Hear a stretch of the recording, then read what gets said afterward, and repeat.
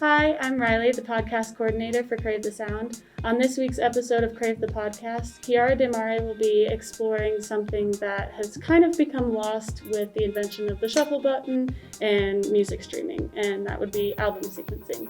Take it away, Kiara. I'm so happy. Hi guys, thank you so much for tuning in to Crave the Podcast.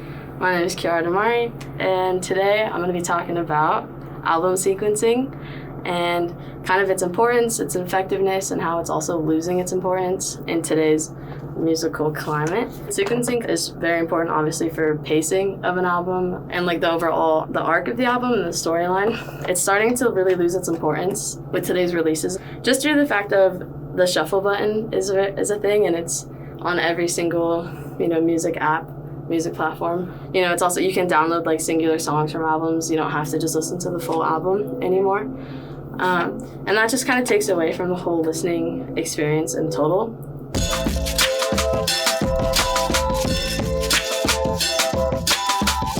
I kind of wanted to talk about Jay-Z and how he kind of brought into light the importance of album sequencing. Back in 1999, he did an interview where he talked about him producing Good Girl Gone Bad by Rihanna, and he said that it was perfect. It was like the best album he's ever done just because of the sequence of it and the overall arc of the album. He says that he's a master sequencer and that he wants other musicians to listen to what he's saying because he wants to hear music with good stories. He wants to hear more albums. The artists that focus on sequencing of an album, there really holds like an artistic value to it. And so for me personally, when I think of like a good, very well sequenced album, I think of To Pimp a Butterfly by Kendrick Lamar. The entire album itself is based around a poem that he shares, throughout each song. The poem is as such. I remember you was conflicted, misusing your influence. Sometimes I did the same. Abusing my power, full of resentment that turned into a deep depression. Found myself screaming in the hotel room. I didn't want to self-destruct. The evils of Lucy was all around me. So I went running for answers until I came home. So that's kind of what the album is based on in its entirety. Kendrick just talks about going through his struggles of, his influence, depression, like as he says, near self-destruction, and then returning home to his roots and developing into a new man, into the person that he wants to be. That's shown throughout the entire album of the caterpillar butterfly analogy. And the sequence of the album is it's fantastic. It flows so well. Beginning off with Wesley's Theory and then immediately going into For Free, and then having King Kunta right at the third spot it was fantastic, very well placed. And then having Institutionalized right after King Kunta is like a jump. It was a jump, but it was very well done. Ending with Mortal Man kind of encapitalizes the whole album and how he's becoming, a new person. The whole album flows so well, and the story is told in such an effective way that, you relate to it. Even if you don't really think you would, it's produced in such a way that you have no other choice to. And then another album is definitely Melanie Martinez's K through 12. The whole album is actually an entire movie that she produced, like movie musical on YouTube. It's like an hour and a half long of just like the story that she's telling through her songs. And the flow of it is fantastic. It works so well. The story is wonderful. It's very impactful. She tells a story of her persona crybaby and their friends, going through school and just all the struggles you tend to face. Yeah, just the overall like arcing story of it is great. It's very well done.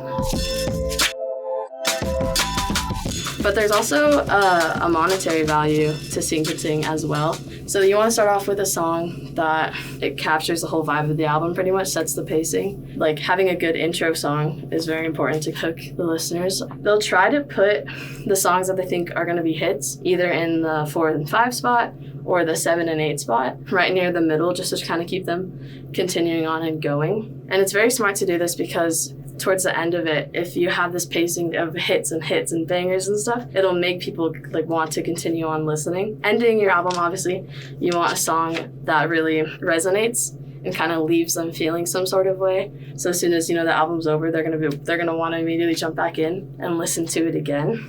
The only problem with this is that when you focus on the monetary value of sequencing and what's going to get the most streams, like what's going to make the most money, you sort of get a really off pacing And I wanted to talk about Beer Bongs and Bentleys by Post Malone. I love this album. Like, I really, really enjoyed it. For the longest time, my car only had a CD player that worked, and that was the only CD I owned, so I listened to it nonstop, constantly. I don't really think there's a miss on the album. I love all the songs. However, just the order of it is completely off.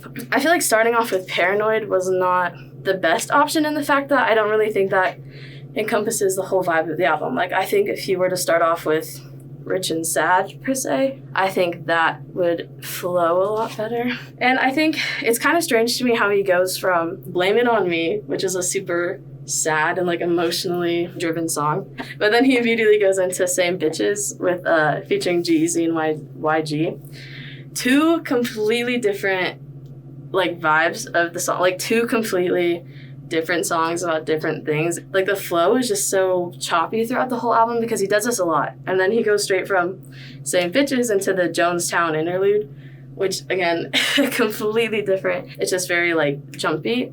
But if you look, obviously, you can see that he tried to do the monetary value of things, you know, like Taking Shots and Rock Stars 5 and 6. And then you have Over Now, Psycho, Better Now, Ball For Me. And those were all his, you know, huge hits right smack dab in the middle.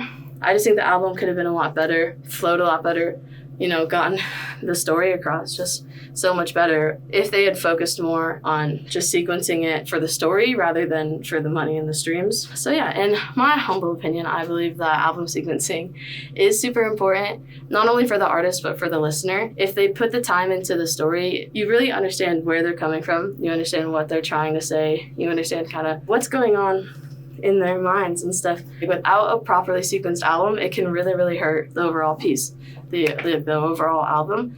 For me personally, my favorite albums are the ones that, you know, leave me feeling some sort of way, or leave me with some type of, like, thoughts, or, like, just changing me in a way.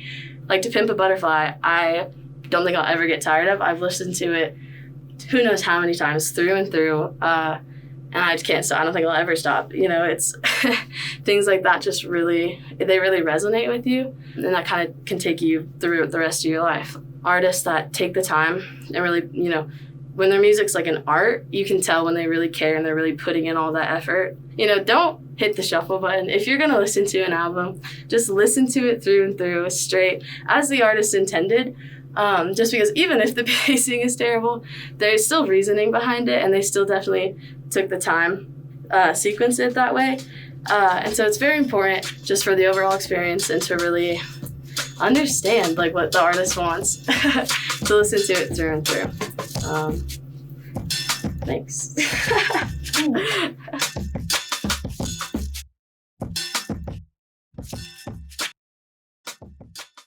Crave the Podcast is produced by myself, Jake Trujillo, and Zac Clement. Be sure to follow Crave the Sound on Instagram. Also make sure to subscribe to Crave the Podcast on Spotify, YouTube, or wherever you like to listen.